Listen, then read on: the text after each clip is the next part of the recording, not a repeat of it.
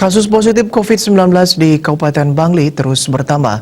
Gugus Tugas Percepatan Penanganan COVID-19 Kabupaten Bangli, Sabtu 27 Juni 2020 mencatat penambahan kasus positif sebanyak 8 orang. Humas GTPP Bangli Iwayan Dirgayusa menyebutkan 8 tambahan kasus positif tersebut berasal dari 6 desa di Bangli. Kasus terbanyak disumbangkan desa Abuan sebanyak 3 orang, yaitu 2 pria berumur 51 tahun dan 1 perempuan berumur 49 tahun. Sementara sisanya masing-masing 1 warga dari desa Sulahan, seorang laki-laki berumur 65 tahun, desa Langgahan perempuan 63 tahun, desa 3 perempuan 45 tahun, desa Tembuku laki-laki 26 tahun, dan desa Mangguh perempuan 26 tahun.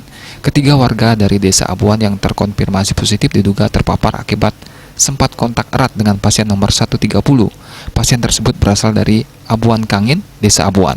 Sementara 3 warga terkonfirmasi positif COVID-19 lainnya yang masing-masing berasal dari desa Sulahan, desa 3, dan desa Tembuku, merupakan pasien dalam perawatan PDP di RSU Bangli.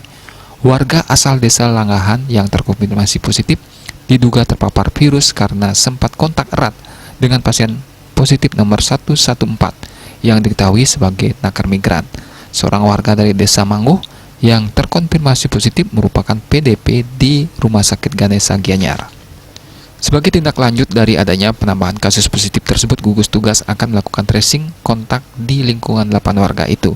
Dirgayusa juga memaparkan 8 warga yang dinyatakan sembuh dari COVID-19. Mereka berasal dari desa Abuan sebanyak 5 orang, dari desa Langgahan 1 orang, desa Batur 1 orang, desa Sulahan 1 orang. Dengan perkembangan tersebut, per Sabtu 27 Juni 2020, jumlah kasus positif mencapai 142 kasus. Sebanyak 112 diantaranya telah sembuh, sementara 30 orang lainnya masih dalam perawatan. Dayurina, Bali Pos melaporkan.